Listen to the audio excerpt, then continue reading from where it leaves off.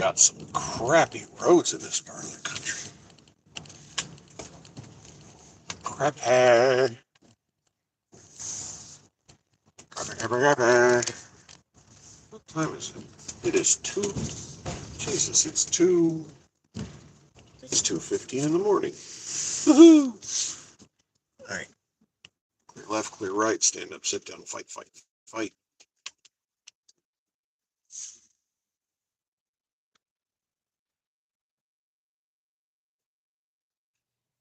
I'm waiting to see if we got night owls out here. We might not. Depends on where you're hiding.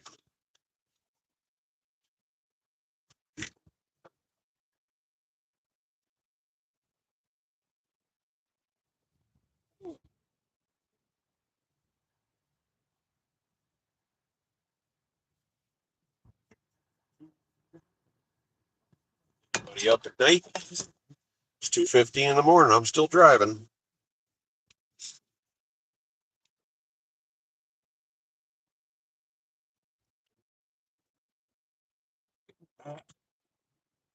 Ready to go chase the beachfront road up here, which I have unfortunately had to follow on a semi-regular basis. I'm going to be delivering this little package direct. Then I'm going to the P lot. I'm going to sleep. In that order. But I need some antacid. I don't think I have any on board. Do I have a bag of meds? I don't remember. But I need antacid.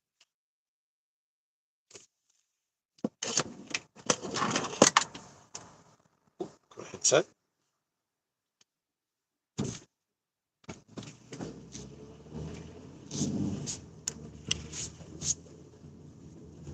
Alrighty. Aha! There are people up in the middle of the night.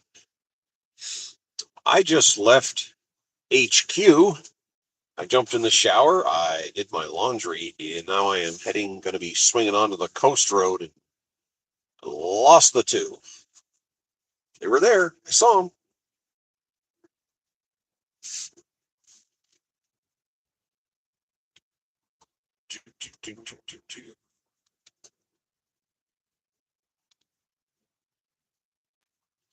So anyway, I did some quick laundry. They have the machines. I jumped in the shower. And now I am finishing my drive, and they're gone.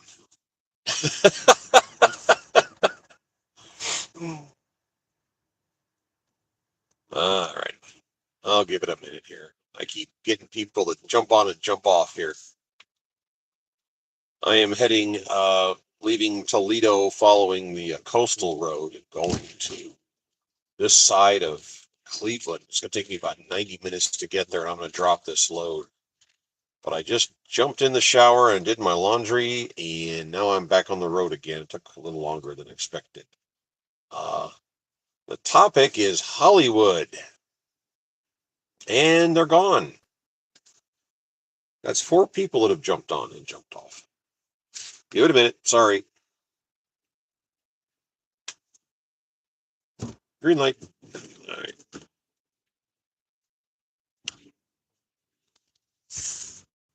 Got the highway coming up here pretty quick. 75 south.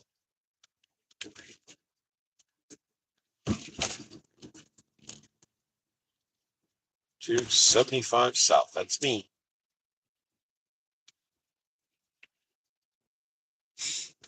I gotta take this a short distance.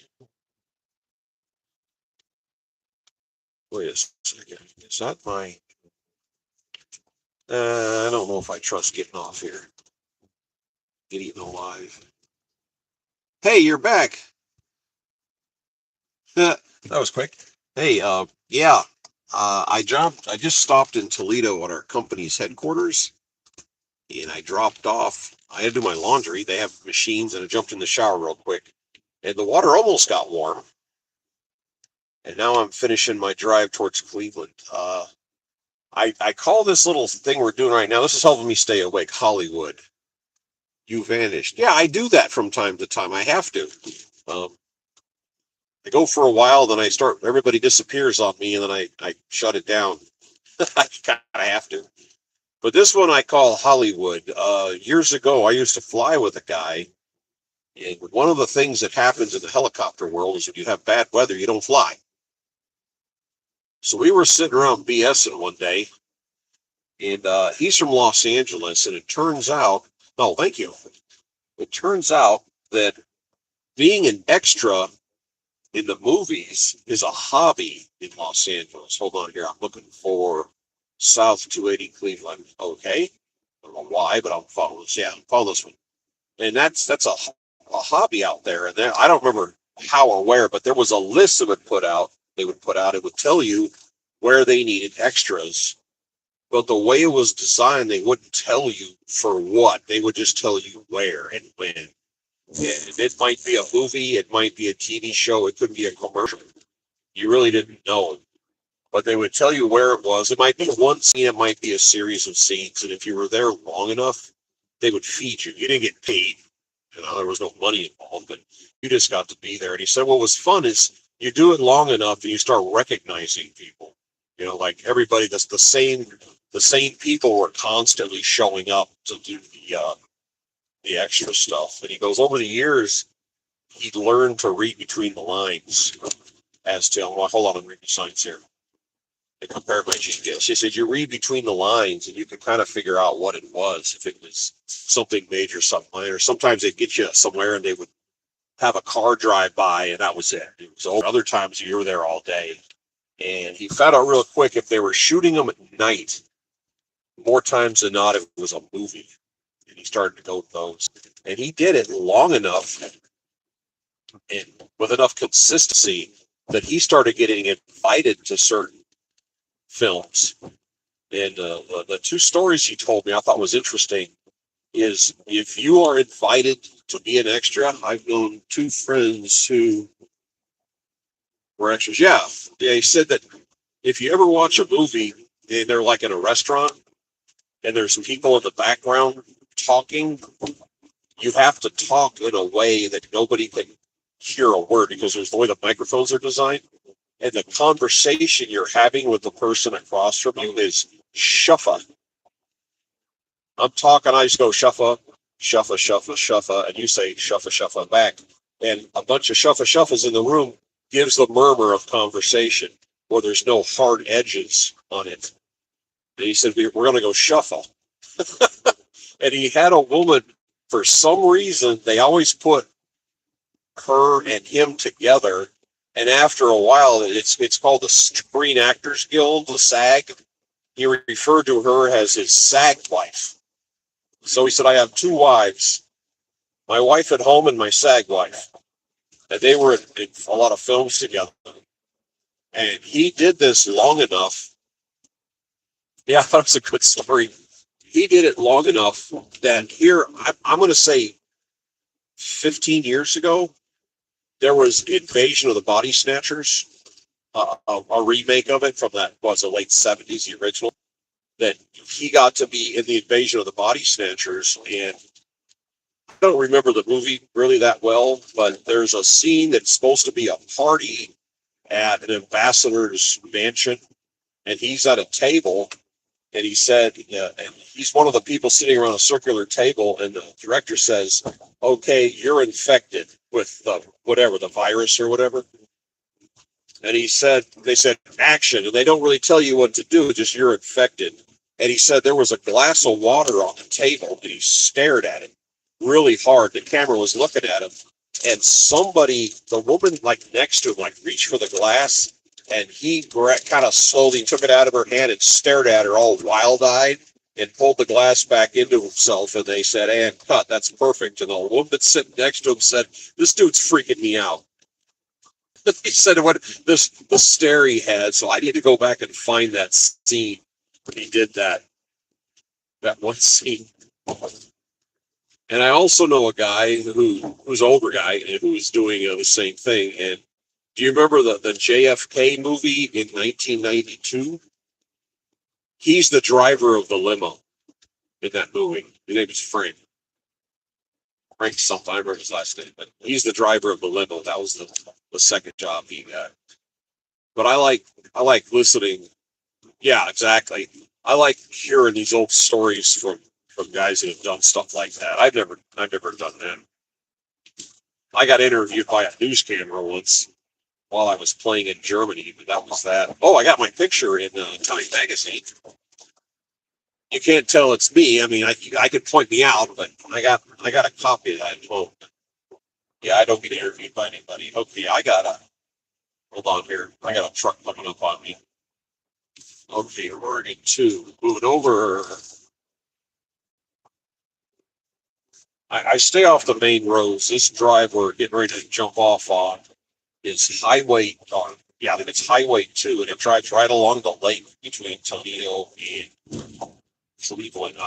Yeah, Cleveland. But I'm actually stopping in the town of Lorain, which is about 75 miles from where we are right now. That guy's in a great. So I got to go up here, get off, and go through a couple of traffic lights, and then we're gone. I've only seen stars from a distance. Movie stars that I've met.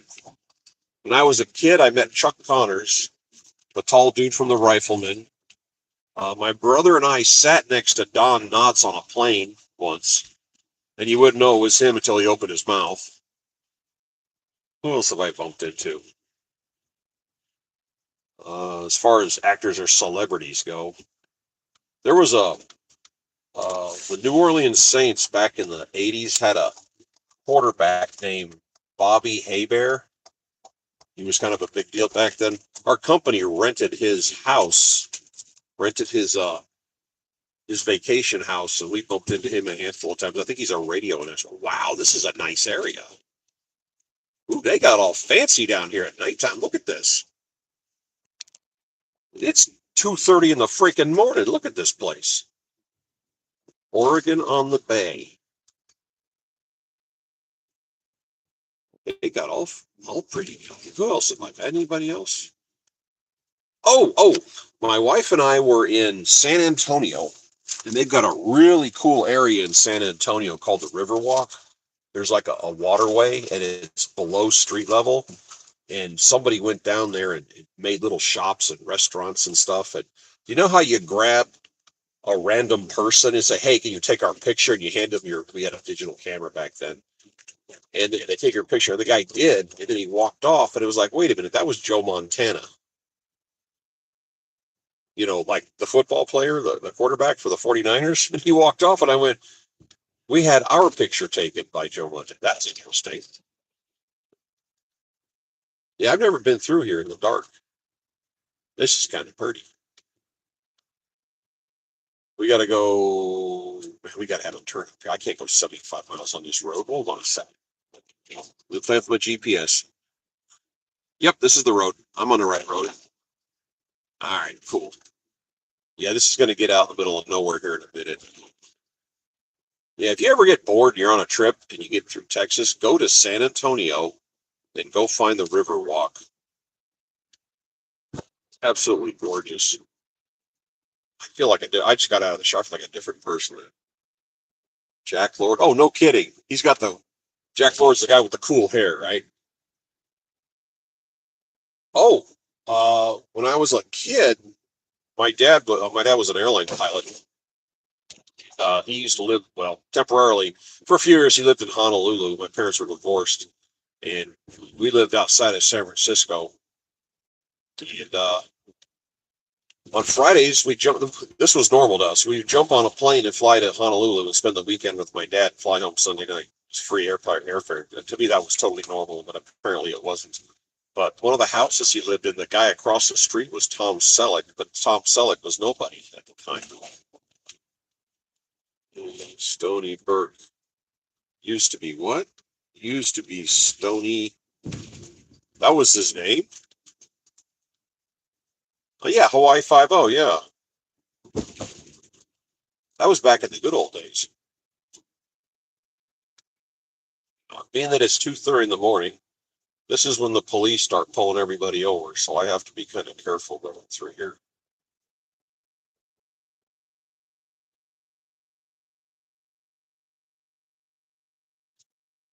40.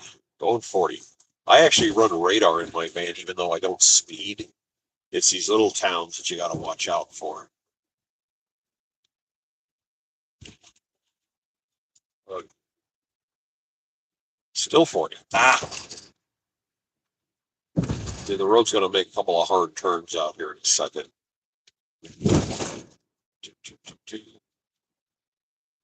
Then we'll go through a series of swamp zones. There's actually a reactor, a small nuclear power plant up here along the coastline. And the reason they put them along the coast is if you understand how a radiator in your car works. Rodeo guy. Okay. Yeah, a radiator circulates water around the outside of your engine. It takes the heat away, then runs through the radiator, cool it off.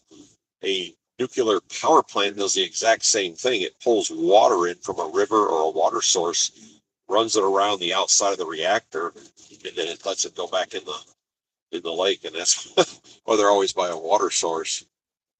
Full wise, small town tops. Yeah, yeah. That's that's their moneymaker. Fort Hood, Texas, the town next to it's called Nolanville, and back in the 80s, they made that 60 Minutes or 2020. It was on TV because the town of Nolanville owned like a 3 mile section of the highway, and they ran up and down there and handed out speeding tickets. And the place got the it was like Speed Trap USA. It was like the #1 speed trap in the country. Its name was 55. It didn't matter really how fast you were going; they're going to pull you over. And on the weekends, GIs would go just outside the limits of what Nolanville controlled, and we would stand on the side of the road holding flags. That's colorful flags and a sign that said you're entering the speed trap, the USA's #1 speed trap. Reduce your speed to 40 miles an hour, which is the minimum legal speed limit, and turn on your flashers. So everybody would be going 40 in a 55. That's how it got to be known. The area of Bentonville, South Carolina, same thing. I was going south. One of my deliveries was to Arkansas, and I got way down south and it was foggy, and I came into a town and there was a speed truck coming in. My radar was going off, and I wasn't speeding. And as I'm going out the other side of town, there's another cop on that end doing the same damn thing. I'm like, God, you guys are really out here trying to fill them coffers, aren't you? On the way to the beach. Yeah, they know where to do it. Ah, rubbing the eyes. All right, here we go. We're back. Yeah, they're consistent. So these are my bucket. See, that's low beam and that's high beam. There's my bucket lights that I like to use. Thought this was gonna slide over.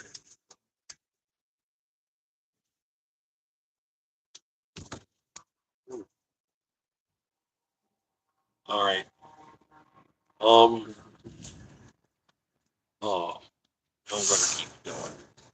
I'll get it on that end. It was 50 to 35 and 30. Yeah, yeah, that's how they do it. As they drop the speed, they know everybody's going to come into town and take their foot off the gas, and they know they're going to catch you when you pass that sign. There's a place near the town that I live in. They built a new road, and all the roads that it was like 3 miles long, called Crichton Road, and it would cross 3 roads in that 3 miles. The roads that go left to right in front of you, the speed limit was 55. No, that's low beam because I got a car coming. They got all the roads touching it are 55, and people were getting tickets on this new Crichton Road for going 55. And they said, why? They go, oh, the speed limit's 40. Well, they handed out like 200 speeding tickets on this road in a very short period of time until they finally got an attorney, pulled him over and gave him a ticket. So he went back on that road, turned on his dash camera like this, drove all the way down, turned around, drove all the way back. There is no speed limit sign on the road anywhere. They just declared it 40 miles an hour. And he went to court and showed the video. He goes, please explain to me how every other road around here is 55. This one is unmarked. And you guys decided it was a different speed. Well, it's just they had to give back 200 people, the money to 200 different people and clear their licenses for that. Just a money-making machine. They used to have those traffic light cameras in Texas about 20 years ago. They put them up all over the place. And somebody did an expose on those cameras. And what they found out was they're built by Martin Marietta in Colorado, and they give them away for free to municipalities in exchange for a cut of the proceeds. It has nothing to do with safety. It has all to do with money. And a news camera in Houston went out and they set up cameras and they watched the traffic lights. And the yellow light is 3.5 seconds. But every once in a while it would go to 1 second. And they were catching people. So they actually had it programmed to rip people off. Kathy, a story about the attorney fighting. Oh, yeah. That's the best kind of people. Yep. I mean, yeah, the traffic light would change timing. It's a computer program. So like every fifth light, it would be 3.5 seconds would be 1 second. And then it would go back. And people would say, well, the light turned red really fast. They go, yeah, uh-huh. Yeah, well, what happened was they filed a huge lawsuit. And not only did they have to take the cameras out, they made them take out the concrete pillar that it sat on. They said, you will not be doing that anymore because it has nothing to do with safety and everything to do with revenue. Yeah, it was just a ripoff because they say, well, we wouldn't rip you off. No, because there's so many things people won't do for money. Here, let's make a list. Uh, let's see. Eat their children. Yep, they'll do that. Rip off grandma. No problem. It's just there's no limits to what people will do for money. And having a convenient computer program that just bounces around it, the police aren't going to complain about it. And what's your defense? It's like the one they take a picture of you going down the highway says, oh, it says here on the screen you were going 81 miles an hour. I said, why doesn't it say 181 miles an hour? Or warp 7. I mean, put whatever you want on the screen. That's why people don't go for those things anymore. Absolutely maddening. I agree. Let's see, it's 55. I'm going 53, 54. Once this dude goes by, I'll flip my high beams back on.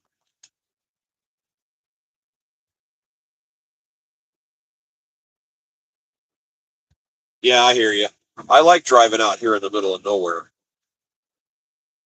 My favorite road from Expediting, my favorite road is Highway 86. It goes through Pennsylvania and New York. It's a twisty, windy roads through the mountains, and there's like nothing out there. Nothing. Just it's pitch black, and at night I really enjoy that area.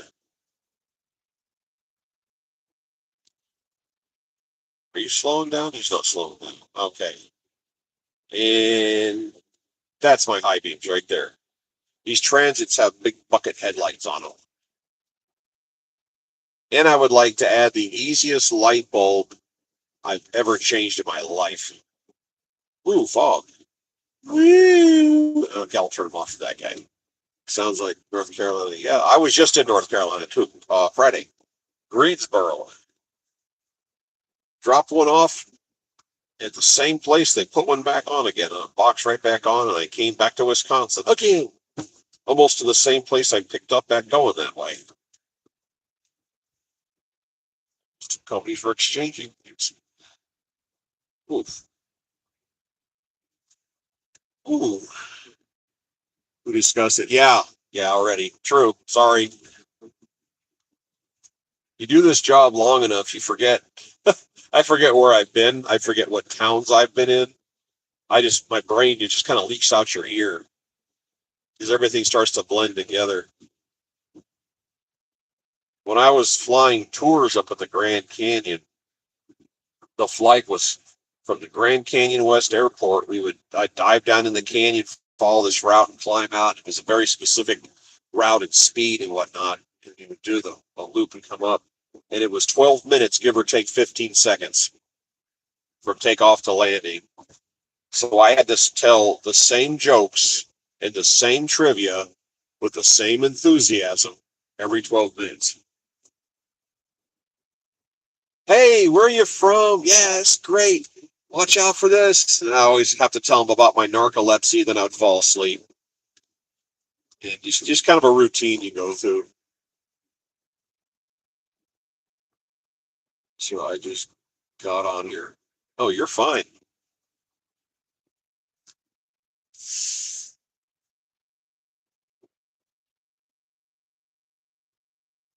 What's funny thing about Las Vegas is there's a lot of pilots, a lot of helicopter guys there that went to flight school in Las Vegas.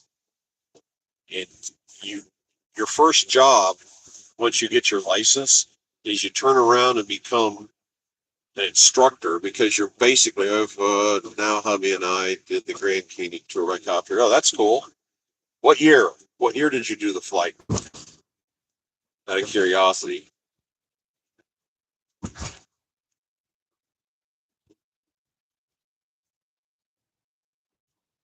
I flew for a rinky dink outfit. We were up there 18, 19, and 20 until COVID. We were American Spirit up the Grand Canyon West. We did strip tours from North Las Vegas Airport. I mean, who knows? Maybe you rode with me. You remember I'm shockingly handsome and an incredible dancer? Kind of hard to forget.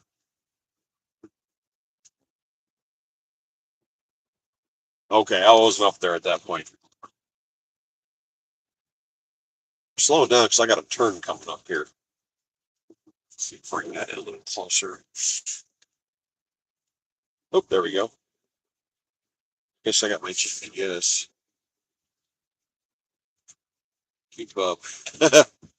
Okay, it was where I always tell people that. You know, that was one of the jokes I would tell people at the Grand Canyon. If you were to fall off the ledge, your clothes would go out of style before you hit the bottom of the canyon. There was one place, it was a 6,000 foot drop. And let's see, you go over the edge. The edge was called Eternity, and you drop down Eternity, and you climb up the area where you claw your way back. It's called the Quartermaster. And you drop off Eternity, and I would flat pitch the rotor system, which means it's the equivalent of taking your car out of gear going down the road. So I would flat pitch the rotor to get the descent. And I would tell people that if I was to shut the engine off on the aircraft right now, nothing would change. Absolutely nothing different would be happening. That's how aggressively you would have to descend to get down to that turning point. Bay down on a donkey. Oh wow. They're still doing that? I thought that was something they used to do. I didn't realize that was still a thing. All right, I'm looking at. I'm sorry. I'm reading the screen and I'm watching this the road here because I got a turn coming up, but I don't know if it's marked. It's a 90-degree turn.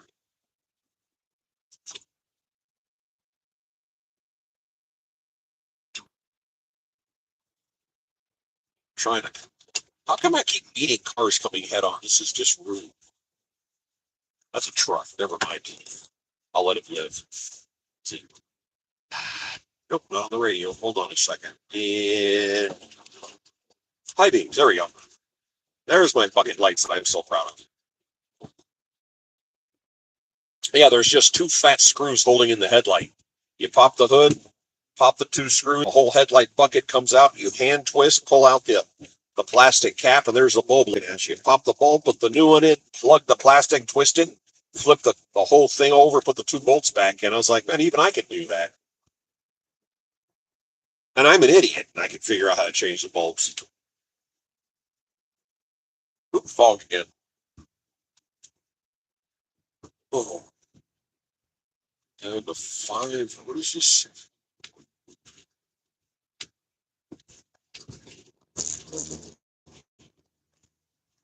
All right, hold on here. Playing with the phone, playing with the GPS. Okay, I guess it's this.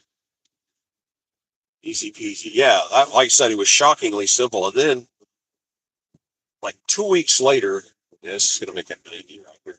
Like 2 weeks later, you know when you hit your turn signal and it goes tick, tick, tick, tick, tick, tick. Well, I was driving and I hit my turn signal and I went tick, tick, tick, tick, tick, tick. Ah, that means one of the bulbs isn't working.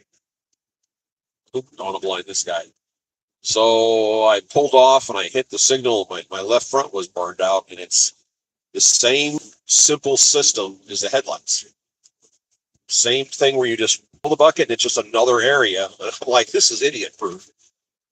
And if you have a headlight bulb go out, always change both of them because they have the exact same amount of wear and tear on them. And the other one's going to go out here any second. So always buy them in a set, the bulbs. And I have a spare set on here just in case.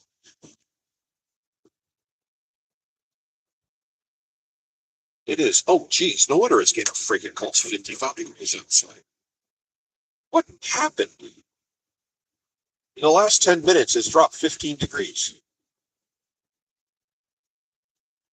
I hope we didn't lose Kathy. I don't know. I don't see her. I'm showing 5 people, but I don't know. Yeah, it's dropped to 50. Now it's 54 degrees.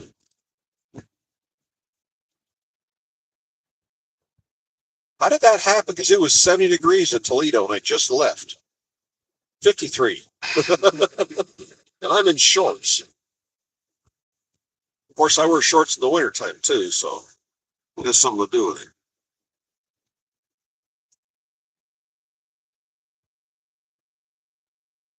That's why this fog is forming. The ground is warm and the air got cold. That's where the fog is coming from. That up. Jeez. Oh, yeah.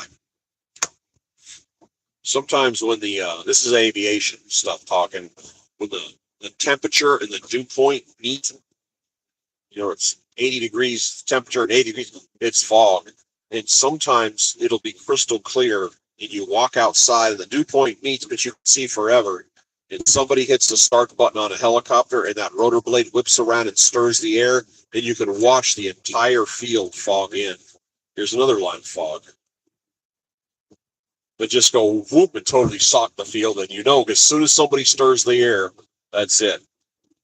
And that was a line of fog. It's done. Wow.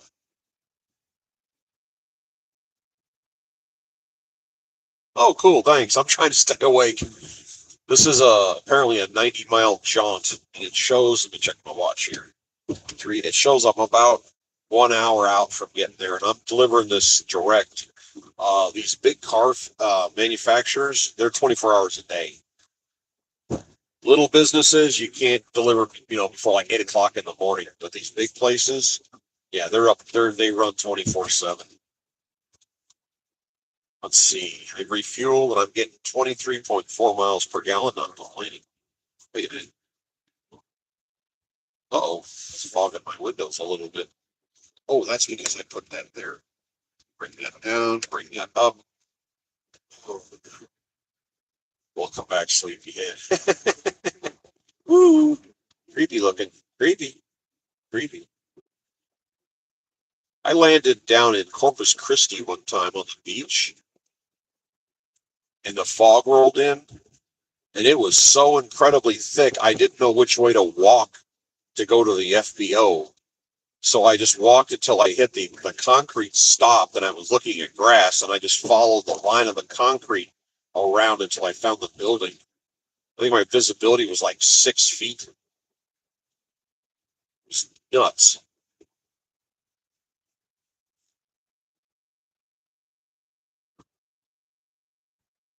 And we were we were flying out of Galveston one time, and it was we would get our fog offshore by NOAA has buoys out there. The buoys would tell you the temperature and the dew point. You could tap on the computer and see what it was, and it was showing fog everywhere. And the guys on the beach who want to go out and go to work are like, we got to go, we got to go, we got to go. I said, dude, you don't understand. It's foggy. It's all could be, other side of that building right there. And they're like, oh, no, we got to. And while we're standing there talking, a wall of fog came up over the embankment going about 30 miles an hour. It drove across the airport property like a tidal wave when it came in on the breeze. It's like, oh, that's awesome. No lights, pitch dark. Yeah, no lights, pitch dark. Uh huh.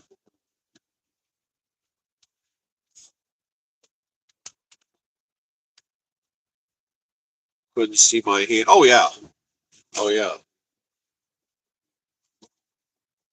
Hold on a minute. I apologize. I have allergies. The one freaky flying experience I had in my entire aviation career with fog is I was offshore, beautiful sunny day, unlimited visibility, and we're coming into land, and it started. I guess the dew point freak. Now this is before we had all the fancy electronics, but all of a sudden it started getting foggy.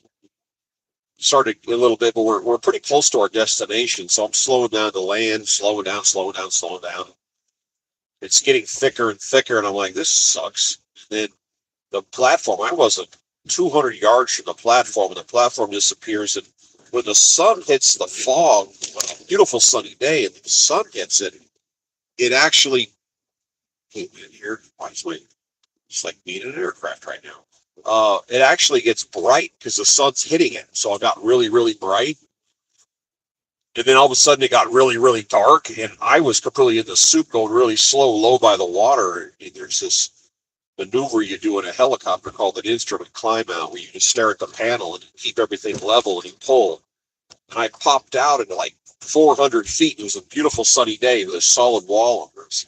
And it was starting to swirl closed all around us. And I knew back behind us there was another platform that wasn't ours. It belonged to somebody. So I whipped a U-turn. I'm heading towards the hole.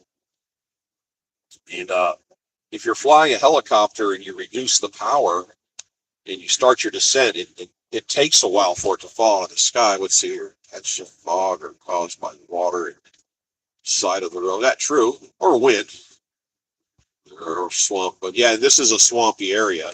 P.S. Was low clouds. But I had to get into this, get the aircraft to fall out of the sky as fast as I could. And there's a landing in a helicopter that's not authorized, but I had my normal passengers on board. And I literally said, please ignore the following maneuver. And I dumped the power and stood the aircraft on its ear and basically bled it off. And I started going around in tight circles and spun down as fast as I could and slammed on the brakes and landed and rolled the throttle off. And you could about count to 10, and the fog slammed shut around us. And you're talking about you can't see your hand in front of your face. You know, I closed the door and I had my arm extended and I could see the fog blowing. It was thin, but it was between my hand and my face blowing by. And I was like, oh, this sucks. And I got on the phone call and said, yeah, we just got fogged out and we're stuck. And we went downstairs. It was an unmanned platform, but it had a building and some couches. So everybody went to sleep. We were there for a few hours. And then all of a sudden, whoop, it was gone. Just the temperature changed, the wind changed. I don't know what. The conditions changed enough, and then poof, it was clear. We were back in business. That only happened that one time. It's kind of unnerving, actually, when you get those tiny patches. Yeah, that sucked. That's the only real bad flying fog experience I ever had. My last flying job, it was EMS medical, and that aircraft had some neat electronics in it. Woo. There's right there in front of us. Look in front. There's the reactor. I don't think you can see it. Those flashing red lights. The top. That's the top of the dome. I can't get my headlights up there, but that's the reactor right here in whatever town this is along the coast.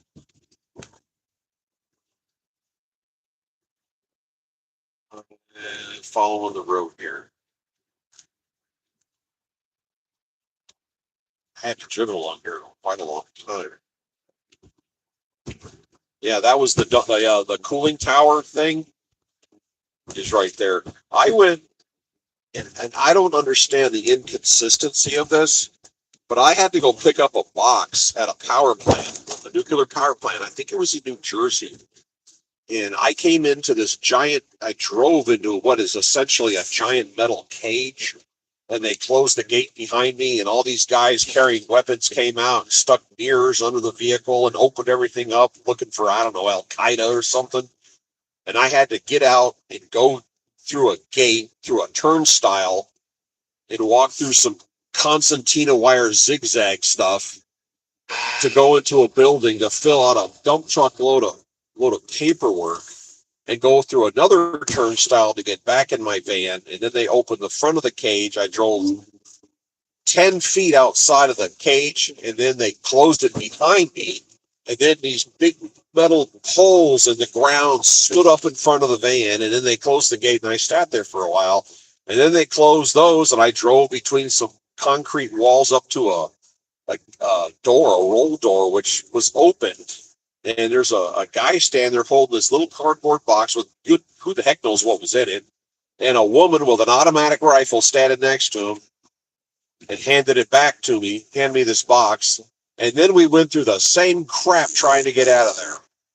And I mean, it took the better part of 2 hours to drive 150 feet and get this box and go back.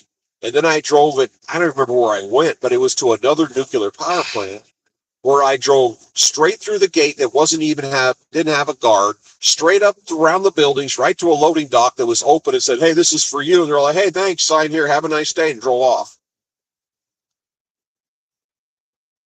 So why is it Fort Knox over here and Bob's Tire Shop over there? What's the deal here?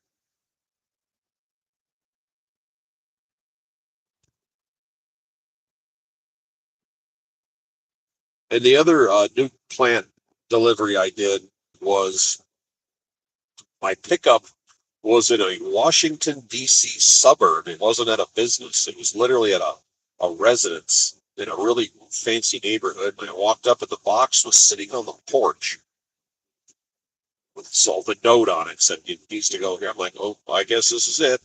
So I pick it up and I drove it. I think it was to Iowa. Then I get at this plant, and again, there's no gate guard. The place is wide open. That's crazy. Yeah, there's no security. It was just the extremities of security is what kind of caught me off guard. And then I drove to this other plant, and it was a really big complex. It was the middle of the night, and I pull in there, and there's this huge parking lot, and every parking space is numbered. And there's a car like here, and there's a car like way over there, but there's maybe 6 cars in a lot that would hold 300 vehicles. I'm driving around.. I don't see anybody. I don't, So I called dispatch. I go, "Where am I supposed to go?" And they go, go to they said to go to the blue building. I said, "There's like 15 buildings here, and they're all blue. You're going to have to narrow this down a little bit."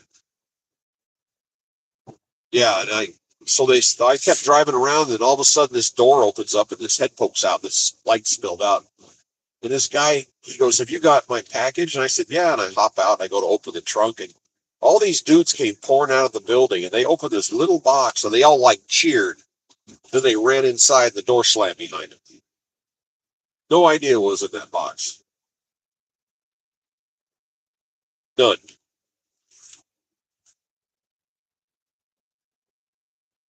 One of the reasons you meet a lot of heavy trucks on this road in the middle of nowhere is we're running parallel to I-80, and this goes around the toll roads.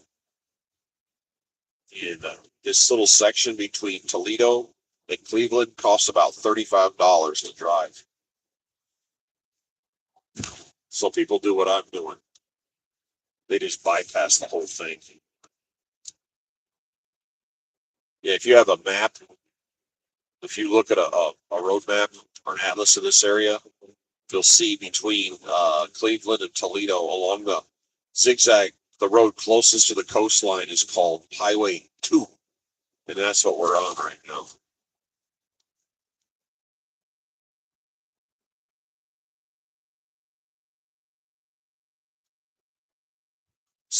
Clock here. I got about 45 minutes to go. Yeah, when you're in this line of work, this is This is a battle of nickels and dimes. So why give the state more money when you don't have to? You got to work your way around it. You can actually tell your GPS to avoid toll roads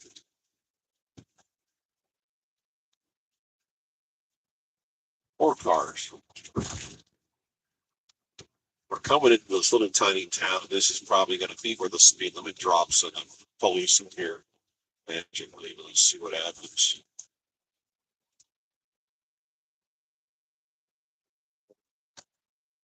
We got a few bridges. Oh,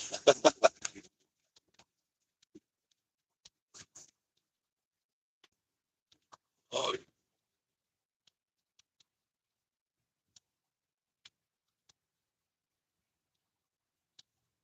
yeah, the toll road. I have family in Western New York. Ironically, my cousin works for the toll road in the New York State throughway. They call it Thruway Authority. They had a bond pass. They had a vote on it, and it happened in 1955 when they built the interstates. They said, okay, we need to run a toll road to pay for the roads, which were paid for by tax dollars. But they said, we need to run a toll road. They all vote on it. It's going to take 30 years to pay the roads off those. So the state said, okay, and they put up the toll roads. Well, lo and behold, 1985 rolls around and they go, uh, uh, well, we're kind of addicted to all this money, so we're just going to keep letting this run forever, which is exactly what they did.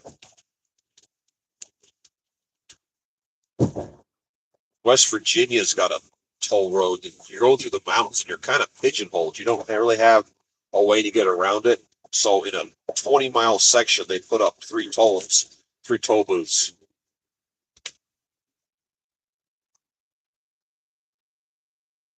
Wow, really? Yeah, I when I go to between Wisconsin and Chicago, they got it toll roaded up, and I've had to find routes, but it just takes a lot longer. And it depends on the time of the day you're going through there, which nowadays it seems like it's always rush hour.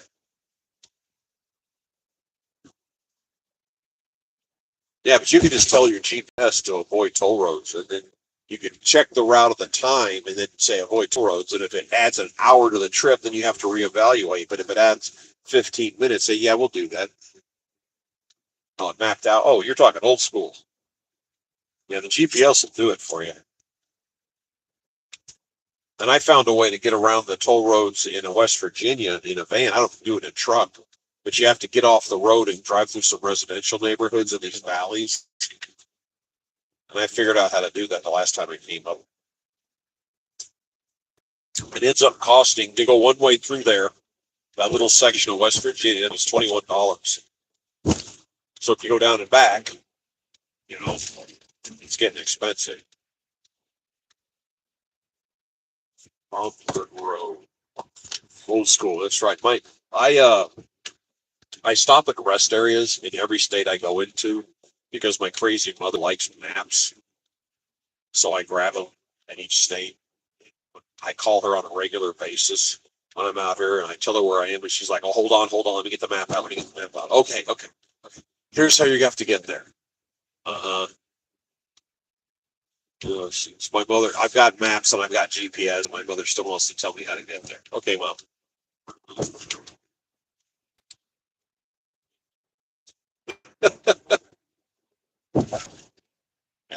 I live out in the west. You know, I grew up in the western half of the United States. The toll roads are not normal out there. Yeah, that's what we're gonna say when we go to institutionalize her. She's cute. Yeah, yeah. Right. When I call her and she answers, I always, or she calls me, I always say, "Hello, mother." That's the normal conversation between us.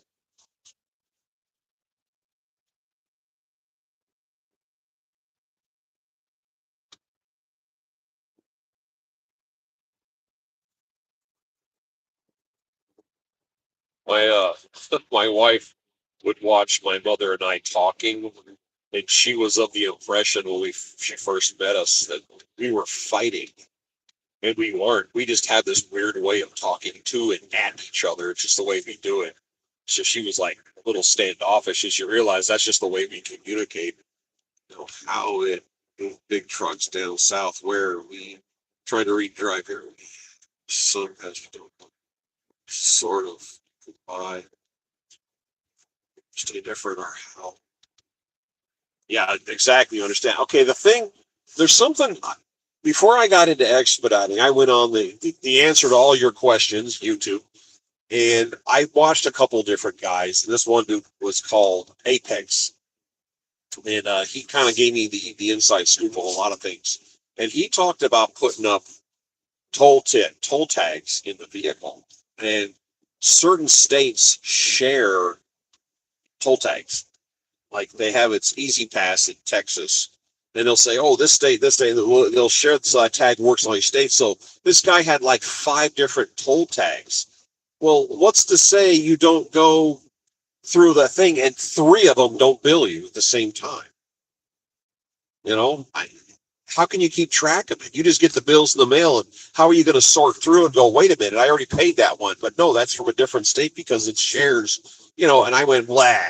So what I do is avoid at all costs. And if I have to go through a toll that's taken my picture, it just shows up in the mail and I pay it and then save the receipt. Low moms. Yeah. Yeah. I tried to trade my mother in. They wouldn't take her. Apparently she's analog and everything's digital now. Kind of like my wife. I couldn't even get store credit for her. I thought it was rude. They're like, no backsies, no backsies. That's why I'm scared of interstate or multi-state toll tags. And there are some toll roads they put in the Houston area. It's called Beltway 8. And the way they set that up, I've never had one, but they do an automatic little tag on your car. And oh no, you can't put it on a credit card. You're required to put it to your bank account so they can reach in there and do whatever they want, which there is no way in God's green earth I'm giving anybody access to my bank account for automatic billing. It doesn't happen. So here about 2 years ago, the city of Houston Harris County rolled out of bed one morning and decided to double the price of tolls. They didn't tell anybody. It's just that you're paying $50 or whatever. Well, I don't know what people spend on tolls. And all of a sudden they double it. Now, if you have a problem, this is universal. If you have a problem with a bill, you call whoever and go, hey, this bill is wrong. We need to fix this. Okay, if they've already taken your money, they're not really talkative or agreeable because they already have your money. So this automatic, we're going to reach into your bank account and take the money. Yeah, bite me.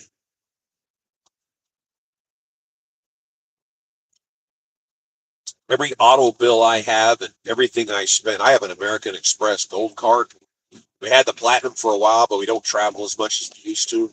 And the best thing about Amex Gold cards or the high top tier cards, when you call here, wrap your head around this. When you call the 1-800 number, it rings and a human being answers it. Imagine that. Instead of spending 45 minutes playing the menu game and waiting in line, they actually answer the phone. That alone keeps me as a loyal customer.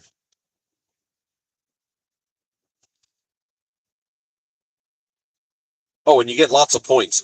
Whereas you normally would use a debit card, I use my Amex card for everything.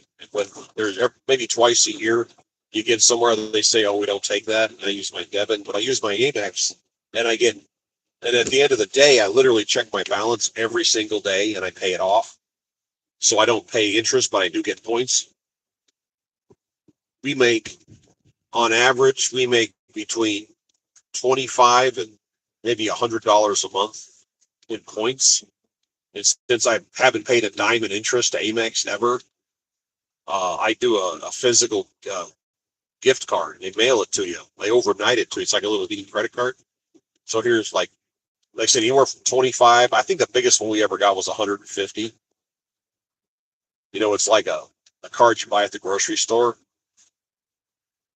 Those little cards. It's kind of cool. So you actually make money off your credit card. All I'm doing is using Amex instead of my debit card and just transfer the money every day.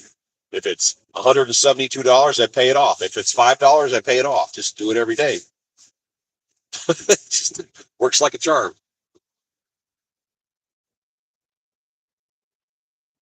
It's like out here on the road. All my expenses, my fuel, food, everything I do on the road's on Amex. It's easy to track too. Keep an eye on the situation.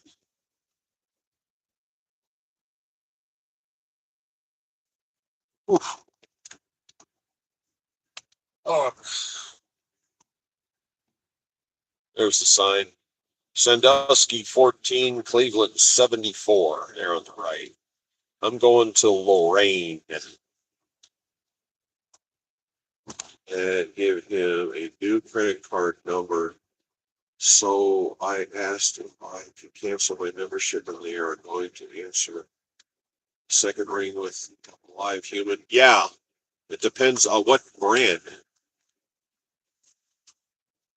Yeah, that's the thing about Amex is they actually answer the phone. That's that alone that makes me want to use these guys. I got a here about 2 months ago. I got a $700 charge on my debit card, and I called the bank and I said, well, I called. It was at a hotel in some town I've never been in, and I said that's not a legit purchase. I'm not at that hotel, and I didn't use the card. And I called the bank and I said, hey, someone made a charge on this card. And they go, are you sure it's not you? I said, look how many times I've used my debit card in the last, I don't know, year. And they went, oh, once. I go, yeah. And here's the second time. So what do you think the odds are that's me using it? Oh, yeah, okay. But someone tried to drop $700 on some high-end hotel. And how they got the number is a mystery because I literally don't use the card anymore.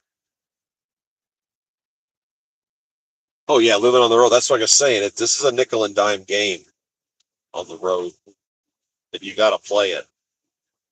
Uh, the wife and I use the grocery store chain Kroger, and there's all kinds of digital coupons you can find. And I'll swing in there. We get points towards fuel and stuff, and I stop there. I was there today and get little bits of stuff, and sometimes I buy my fuel there. But yeah, living on the road gets expensive.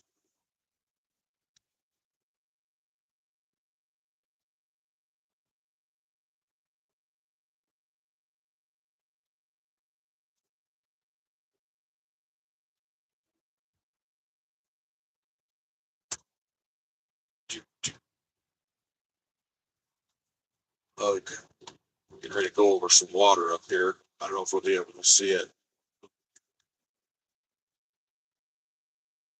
It was understood.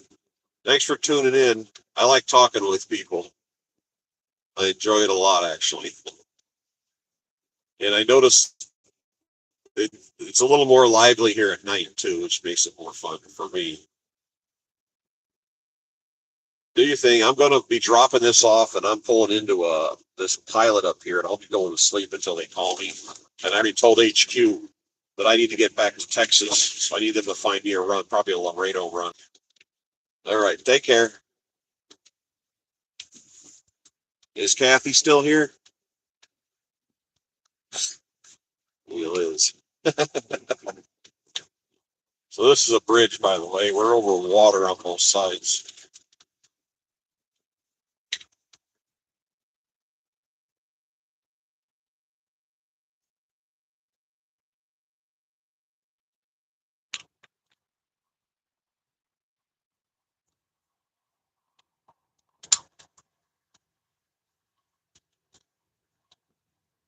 Bad girl, yes, but I've got to go. Okay,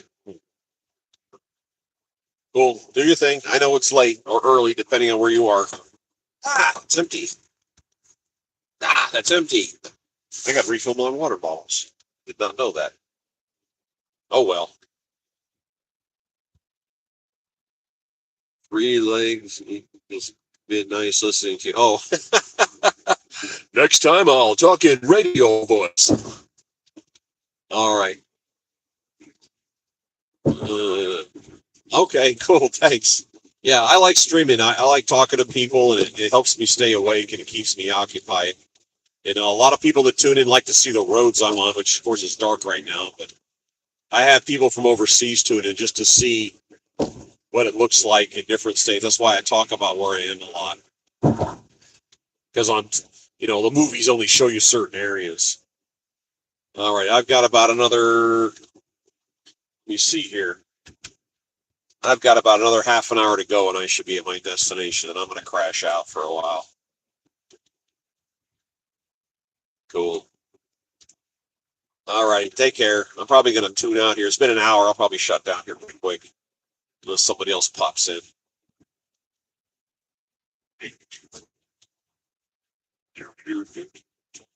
Oh.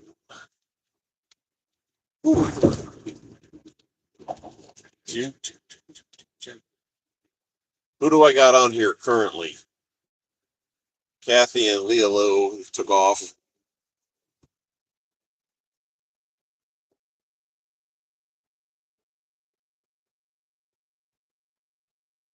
They got anybody left? I'm showing one, but I don't think that's very accurate because I've shown 0 and I got people talking to me, so I don't know how many are actually on here. Night night. I haven't heard that one in a while.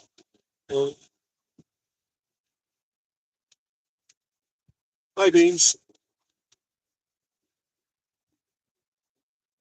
Dude.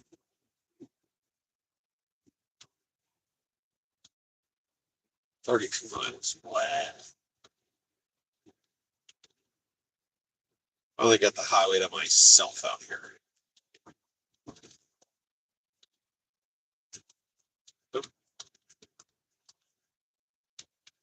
Oops, wrong button. That was the ejection seat.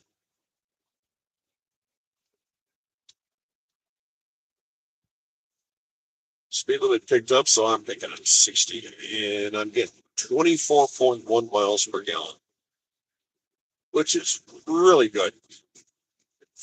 In a giant box van that needs new bushings on the front. I'm gonna have to run in and I gotta get some. I thought I had Tums in here because my stomach is turned upside down. I don't know why. Oops, lights.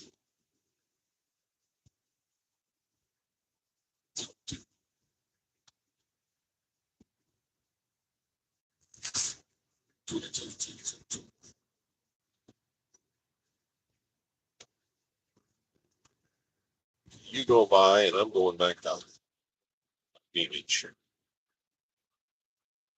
Aha!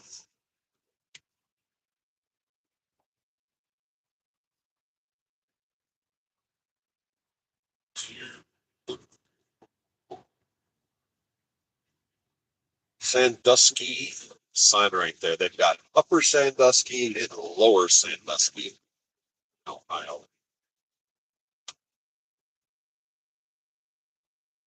Full going look back.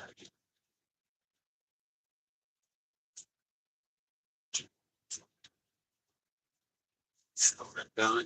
Yep.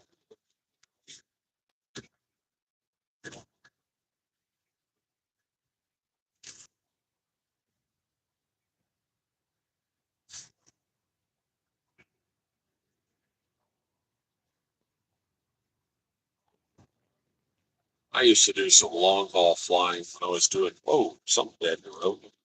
Doing medical, do a lot of night flying.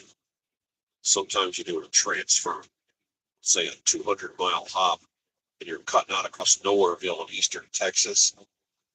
I climb up about 1,000 feet, roll out.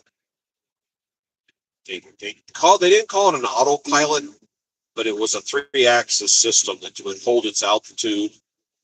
You dial up the target, hold the altitude, hold the setting.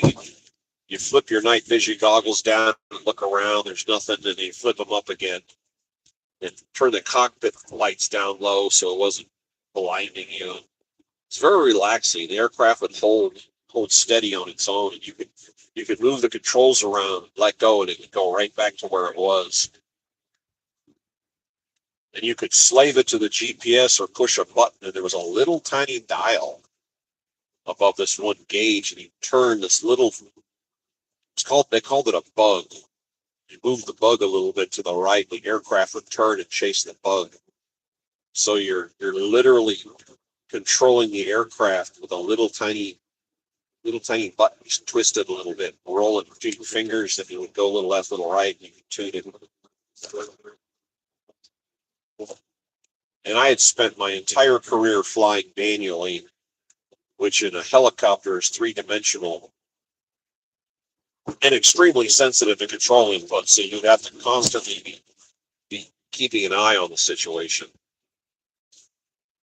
And then all of a sudden one day, let's just say, who are you talking to? I am the only one out here. It says two. Well, here's the thing is, I've had my thing say 0, and I have people on here talking to me, so I don't know how accurate that is. That's the problem. I've learned not to trust what that says. I'm kind of talking to myself right now, but they're just talking about flying. I'm trying to stay awake. I was zonking out here an hour ago, so I'm trying to stay up. I've got 27 miles to go to my turn, and I think where I'm going is right by the turn. Thank God. So I got to go to sleep. I've been up since 5:30, so I've been up for 22 hours so far today. I'm old. Yeah.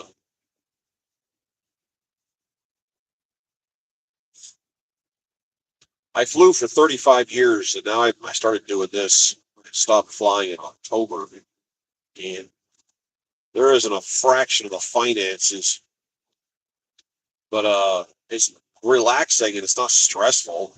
It's not nearly as dangerous. Are you sleeping in that thing? This thing is my van. Yes, I have a bunk in the back. I have a built-up height so I can put stuff under it. But yes, I have a bunk in here. Uh, with a bunk down, I can carry 2 pallets as long as the second one of them's not over 30 inches tall with the pallet under it. And if I'm doing a load where I don't have to sleep that night or that day, I can fold it up and put 2 very large ones in here. But yeah, I have a bed in here. You can't afford to do this job if you're staying in hotels all the time. So like I said, I'm running along the coastline here in Ohio, along the northern border, right along the water. And I live in the Houston area, so I'm way out of my zone. Yeah, Expeditors. I've only met one guy that was doing this kind of work that didn't sleep in his van. I just kind of looked at him and I said, well, how do you, I stay in hotels. How much freaking money do you spend on hotels, dude? A cheap hotel's like $60. So yeah, I sleep in here. I have in the seat next to me, I have an air conditioning system. I have a generator. It's back here behind the seat. It's strapped down, but it's a little pocket, what do you call it, a suitcase generator.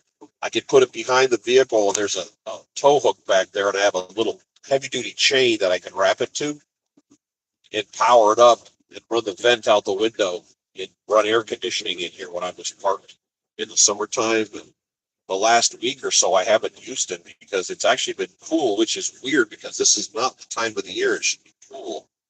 Like right now, it's 55 degrees outside, which is perfect for sleeping. The way you sleep in these is truck stops. You've got Pilot Flying J, you've got Petro, TA, Road Rangers, a couple of them out there, and rest areas. And I also have a sneaky way of sleeping at small airports because I've got the MHI track. And if I'm in the middle of absolutely nowhere, and I've done deliveries in the middle of nowhere, I know a sneaky system that I can get into the airport, get inside the building. And I've been in the middle of absolutely nowhere. I found a little tiny airport, and I know the I know the voodoo trick to get in, and I found not only a bathroom but a shower.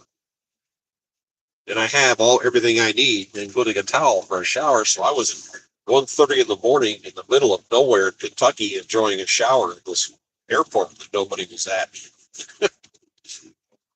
So I've spent the night in airports quite a few times. Not big ones. You got to go to a little one, but I've done that a couple of times.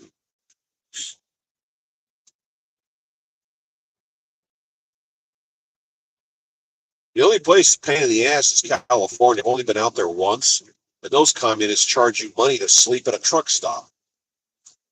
That's why a lot of drivers go to California.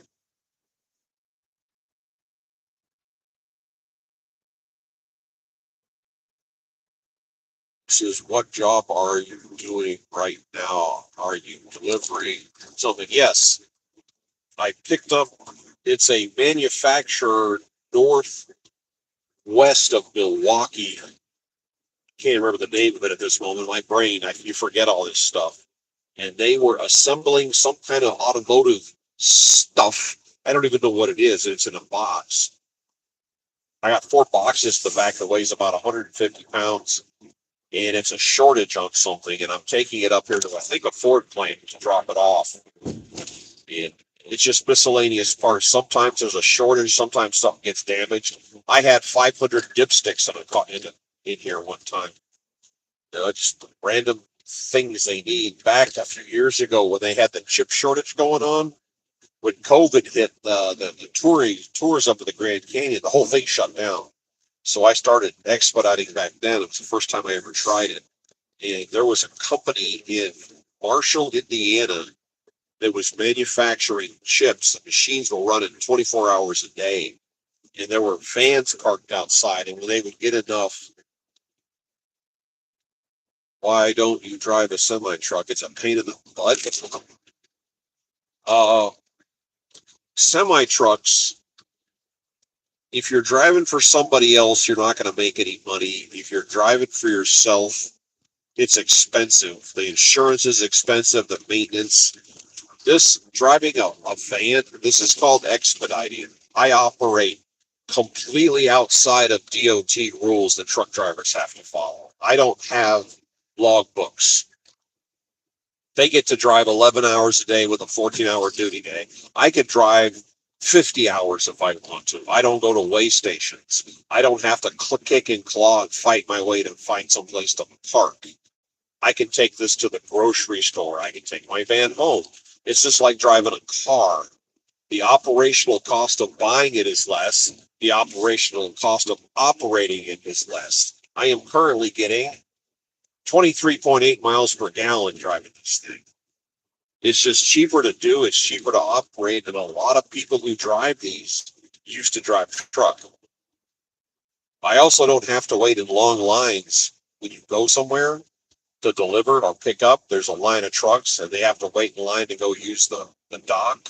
And it takes a while to upload and download a truck. When you're there for an expedite in something they really need right now, and they will send out a forklift to the ramp and load it or download it really fast because it's something they want and they can get you off there, get you out of the way, and you're gone. They don't have to worry about you. So it's a lot less headaches. I have a CDL. I got one. I've not actually used it operationally. But the trucking industry is feast or famine. And right now, the trucking industry is rough. It seems like in the big truck business, from what I've observed, everybody makes money.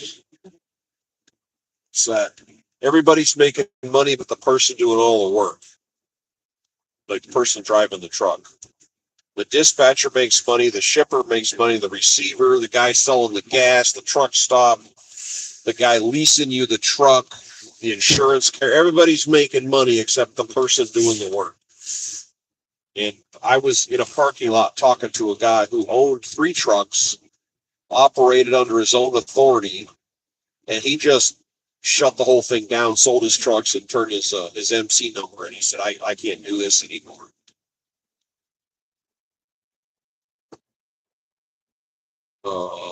Oh, do you have a deliver the courier? Yeah, I have it on board right now. It's due no later than 7 in the morning, and it says I'm going to get there about 4.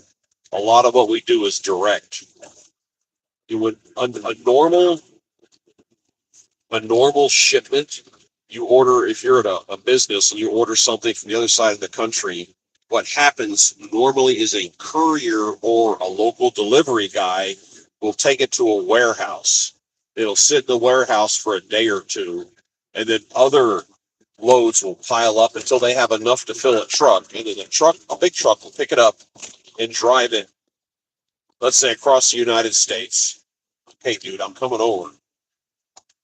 Sorry. We'll drive it across the United States and deliver it to a warehouse, and they'll sort through it, and then a local courier or hotshot guy will deliver it to the final destination. Sometimes people need stuff right now, and that's where the expediters come in, where we pick it up at the manufacturer or wherever it's being stored, and we deliver it directly to the end user, usually nonstop. And an example I can give you is I was somewhere on the East Coast and I picked up a 2,300-pound electric motor, and it was going to Kansas to a Campbell's soup plant. And it was direct. It was an 1,100-mile drive, and I did it nonstop. And they needed it by they figure out the math is based on 50 miles per hour average. That gives you time to stop and pee and do whatever. So it's all based on 50 miles an hour. And I drove through the night and got there. I picked it up in the afternoon. I got there at like 6:30 in the morning. And it says it has to be there no later than 10 or 11. If you get there early, take it in early. And I pulled around the back. You kind of learn where to go. And you drove around the back, you looked for the dogs. And there were a whole bunch of vehicles back there at 6:30 in the morning. It was kind of weird. All the maintenance vehicles and cars that were around back. And I got out of the van and I walked in on my clipboard and I walked in the room and there was like 30 people. Uh, they all turned and looked at me at once. And I'm like, I got a booger hanging off my face. And I said, I got a motor, electric engine. And they got all excited. I mean, it was like I pulled the fire alarm. And everybody started jumping around. They said, oh, get the forklift, get the. And the guy, one of the honchos told me, he said, thanks for getting here early. And I can't remember the number he gave me, but he said something to the effect of they were losing $30,000 an hour in production waiting on that motor. So we've got like 4 lines, and those motors have been here forever. They never break down, and one of them blew up. It was just some weird thing. And he goes, that's the kind of money. So you get here 4 hours early, saved us $100,000. So they don't want to wait an extra 5 days for it. But that's the kind of stuff we did. I those computer chips that was delivering. Whoa, the computer chips. I picked up a pallet and I went to Dallas. Fort Worth, there was a GM manufacturing plant, and the guy, when I pulled up, there was a line of trucks trying to get in. And I go around the line of trucks, go to the front. The guy saw me. The guy at the gate, he waved me over. And he said, "Do you have the chips?" And I said, "Well, yeah." He goes, "Ramp 1." And I go way down there. And before I got the van turned around, and here comes a forklift, which never happens that fast. And I'm like, huh. So I back up, open the door, strap everything. And the guy, I said, that's the fastest forklift response I've ever had in my life. And he goes, well, they're 40 minutes from shutting the plant down waiting on this. And I wasn't due for like 3 more hours.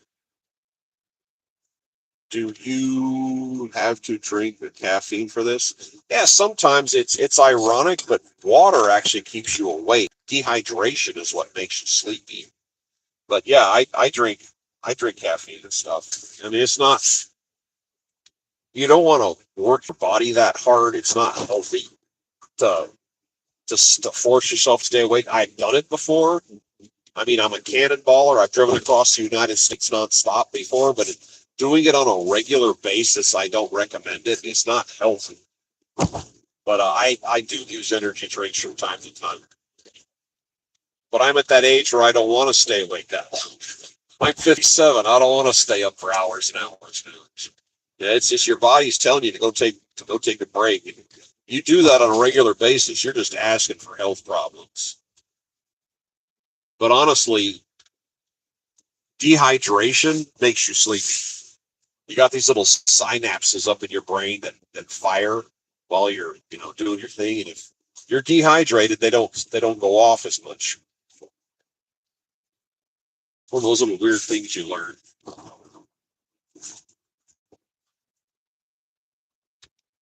There, now this guy can go racing past me. There you go. Go, buddy.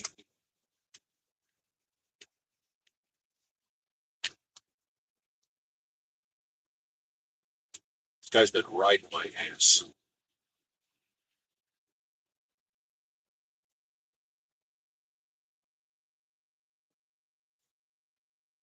Look, where is? There is. Where is?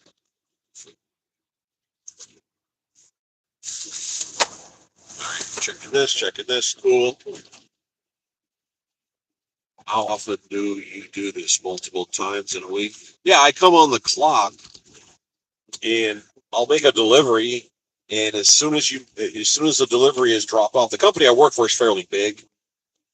And as soon as I deliver, it puts me back on the lineup, and I'll push on it. And if I'm kind of in the middle of nowhere, it'll say you're one of one within a 75-mile ring. I'm the only person. Sometimes I'm five of five. And right here by Toledo in Detroit, which is like the mecca for this job, I've been 14 of 14. Went to bed and woke up in the morning, and I was number two because of the way the calls. Because a lot of this stuff is. It's sometimes I'll sit in one place for a day or two, which get frustrated, but sometimes you need a day or two off. This load, I drove Wisconsin, northern Wisconsin to Greensboro, North Carolina. They took the load out and picked up one right next to it, put it back in the van, and I went back to Wisconsin.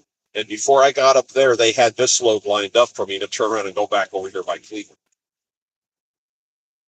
So there's times when I'm driving and I have to do the get there time, and I'll pull off, set my alarm, and I'll sleep for 4 hours because that's how much time I have. So sometimes you get run ragged, sometimes you sit. There's no pattern to it.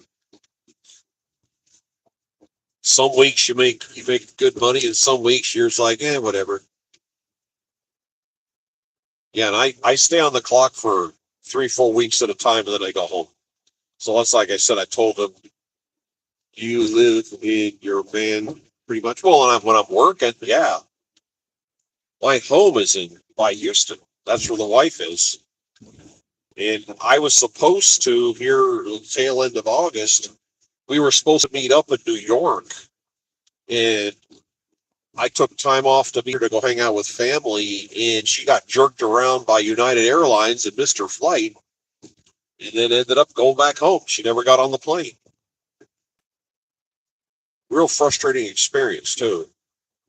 So that's why I called them and I said, yeah, you live in the van. It's not cost to live in hotels and stuff. I've got, 5 or 6 changes of clothes. I got a bunk, a blankie, and a pillow. That's all I need. 10 miles to my determined. See, 354. It is 3. Yeah, I'm getting close here. Yeah, when I'm at work, I live in the van. But when I'm home, I'm home with the big boss lady.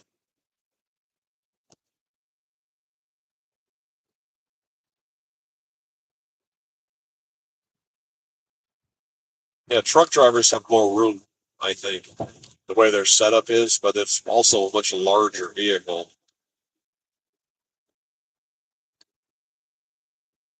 Yeah, but I'm only living in the van when I'm on the road. I have a house. My wife lives in a townhouse.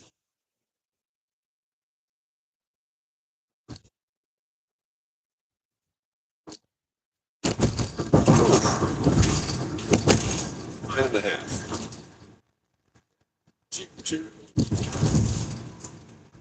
Oh, that's up to 58 degrees. It's getting hot.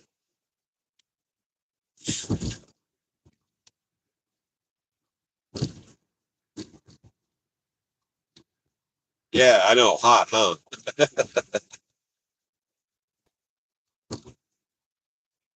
This looks like Highway Interstate 86 in New York right here. Just there's no lights. There's nobody there. This is what it looks like at night. That's why I enjoy driving now. And he just ruined it with his headlights. 8.8. Uh, yeah, thanks for helping me stay awake. I was getting kind of coming into Toledo. I was getting tired. Chug a lug a bunch of water, get out, walk around a little bit.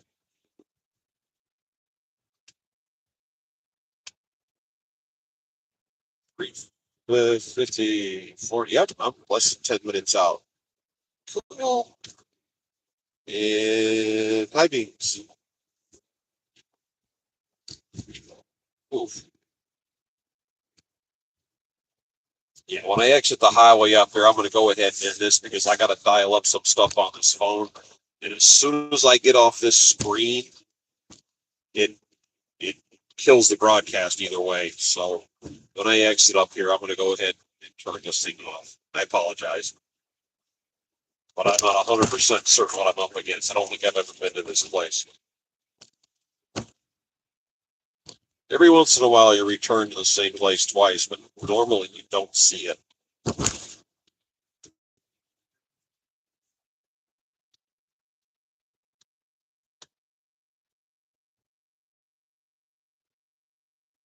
I had a kid on here from India. I was driving along. I think I was in Missouri early in the morning, and he liked seeing the highways, what it looked like with the sun coming up early in the morning. And he liked seeing the roads and the trees because I don't know the terrain of India, but apparently it's completely different from what he was seeing. So he was enjoying that. And I think that's why people come on here.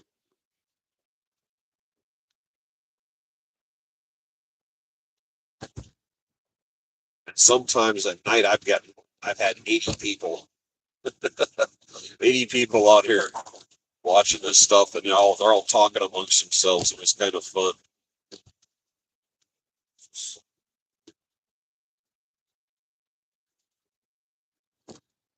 I have been home in a few weeks.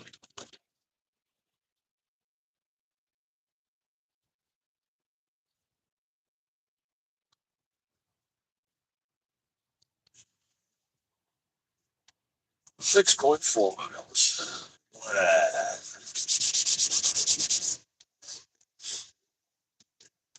I don't know what tomorrow brings. They don't have anything planned for me to my knowledge. They won't put me on something without letting me know in advance. But I did announce, do you make any meaningful money out of YouTube? As of this moment, no. The number requirements are pretty high, and I haven't made money, but one of the ways you make money is to have stream time, and that's actually my goal. That's why I'm on here. And I was banging away at really high numbers there for a while, and for some reason, look, it's 3 right now. I was cruising at 40 and 50 for the longest. I don't know what changed. I'm going to keep going at it, but you've got to have some pretty big numbers, and I don't have the numbers yet. But when I first started doing this, I started 22, and I did it just to help people out who were just getting into this line of work, and then I got back out of it, and I just started basically telling jokes, just telling, being goofy and just to entertain myself. I wasn't looking at it that way. And then I discovered streaming, which is what we're doing here. And all of a sudden, my numbers started climbing really fast. So had I been streaming before, I think I would have blown through the numbers. That's why streaming is real popular. So if I can get enough people to come on here and watch, I can start making money. How much? I don't know. Is it $50 a month? Is it $10,000 a month? I have no idea. But I'm going to find out. I'm going to keep plugging away at this until it starts working. That's the plan, at least.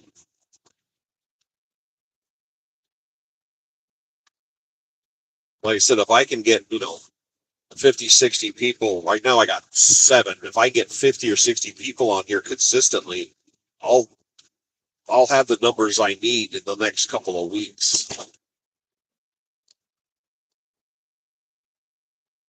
But right now, these numbers I'm getting, it's not really progressing. They have a time frame. It's within 365 days. You have to have a certain amount of stream time. I picked up quite a bit really fast, and then, like I said, it kind of slowed down. So you don't know anyone who has made actual money on the. I don't know anybody else that does this. I mean, I got another driver I talked to. He started doing one, but he just started like 2 weeks ago. But I don't know any other people that do this, and I don't know what the money is. I know that at the when you get to those magic numbers, you make money, but how much? I don't have a clue. I don't have a clue. I mainly do this to entertain myself, but it would be nice if I got paid a little something. That'd be kind of fun. But I literally haven't interacted with other YouTubers. I'm not on TikTok. I'm not on Instagram. I'm nowhere but here. This is my only thing I do. I looked around. TikTok's a little too hostile. Instagram is a little too hostile. On here, it's generally friendly. If that makes any sense.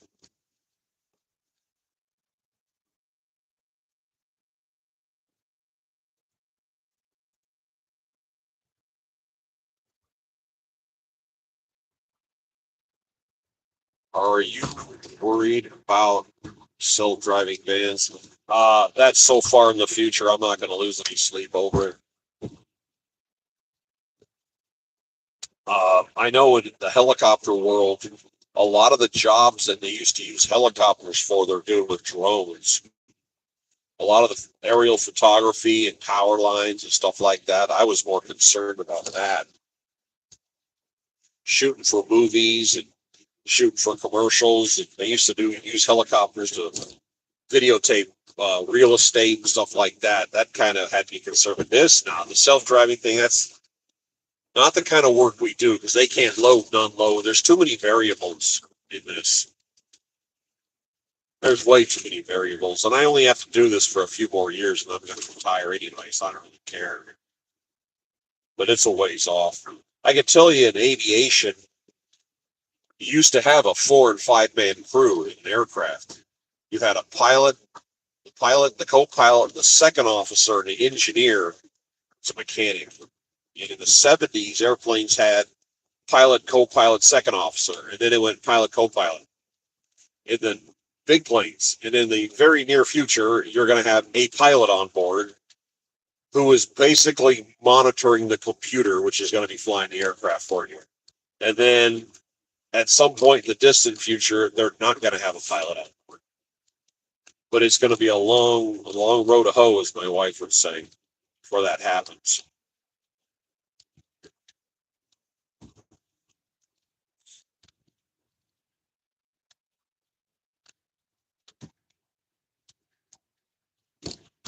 They have self-driving delivery vehicles. There's going to be people out here crashing into them to rob them. You know what I mean?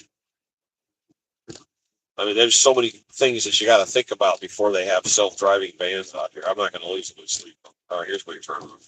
Okay, here's the situation. I'm getting ready to get off the highway, and I got to open up my app to announce that I'm here and do all that stuff. So I'll catch up with you guys at some point tomorrow. I don't know what tomorrow brings. I don't have a clue where I'm going or what I'm doing, but I'm going to find out as it happens. So I'm going to let you guys go, and I'll catch up with you later. Take care.